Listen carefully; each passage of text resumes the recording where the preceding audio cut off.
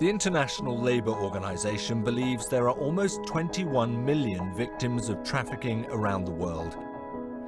The UN's most recent report found almost half of the victims were forced to work, typically in factories, restaurants and building sites.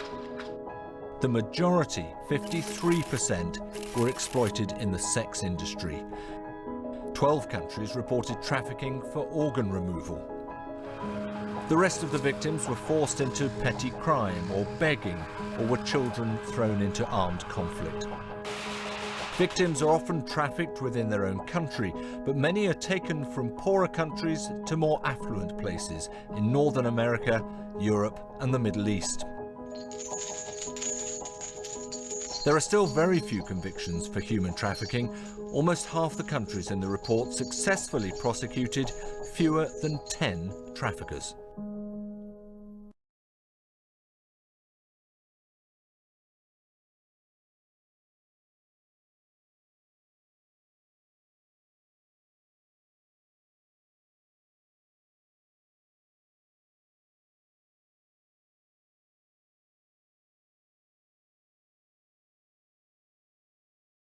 Tonight about human trafficking in the tri-state. The Brown County prosecutor says he is seeing more cases come across his desk. He told WCPO 9 News reporter Jessica Hart that predators are using a different tactic to find their victims.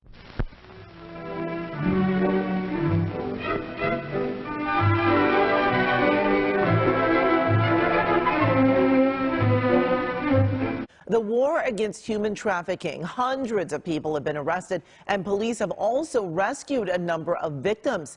KCAL News reporter Cara Fenstrom is live in Elysian Park with more on Operation Reclaim and Rebuild. Cara.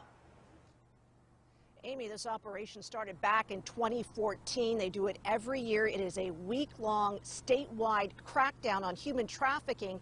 And today, one of those involved told us he's helped victims as young as 11 years old.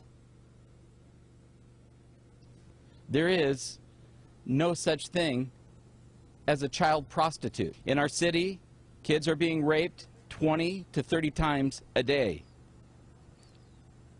At Zoe International and Saving Innocence, we cared for 489 youth victims of sex trafficking in LA this past year alone. Ads online of people being sold for sexual services online.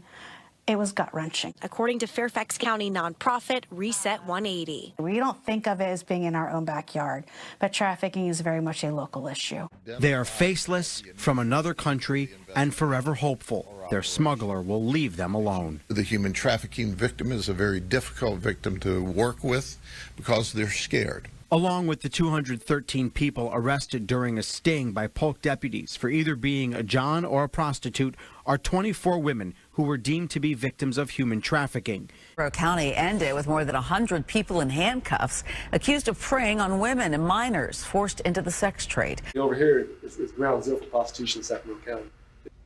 More than 13,000 people have been victims of human trafficking in Sacramento County alone, and that is just in the last 8 years. I was trafficked in my early 20s by a man that I really thought cared about me. He abused me, starved me, and then eventually sold me. I think what most people think is once you're away from that abuse that like things go back to normal, but there really isn't a normal after that.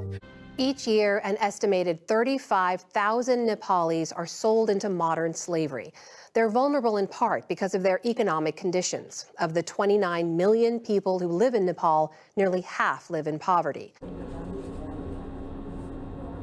Working as a tea boy was not part of the dream. But 19-year-old Santosh is not where he wanted to be, and he's not who he used to be. He's always reminded of what was stolen from him by his car. His body has to adapt to just one kidney. They must be punished for this. My body is damaged. I faint. I can't do hard labor. And I find it difficult to stand for too long. There are evil people out there. Modern day slavery is what human trafficking is.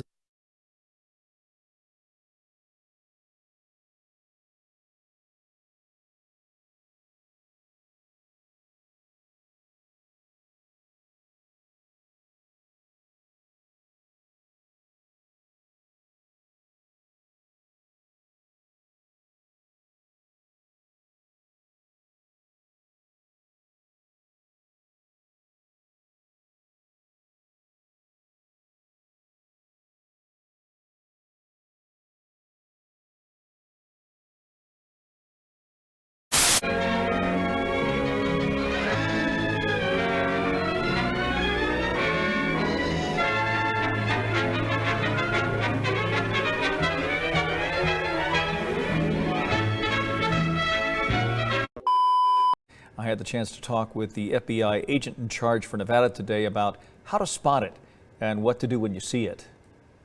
This is going to shock you. Most human trafficking people are United States citizens. Nevada's top FBI agent told me sex trafficking is all around us, and he needs us all to be eyes and ears to stop the growing problem.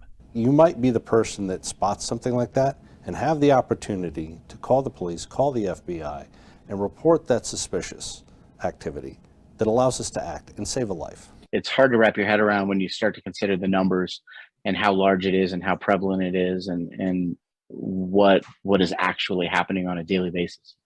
Keith McCoy is a citizen advocate for spotting human traffickers. He says the signs are subtle, but they're there.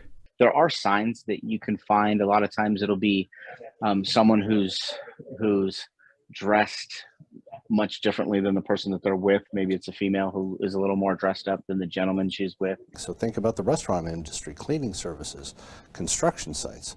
All of them are potential locations for people that are being trafficked. And Rouse told me, despite what you may think, Las Vegas is no more busy with human trafficking than any other American city. So really, there's no difference between Las Vegas and other areas. This is not just a U.S. problem. This is an international problem.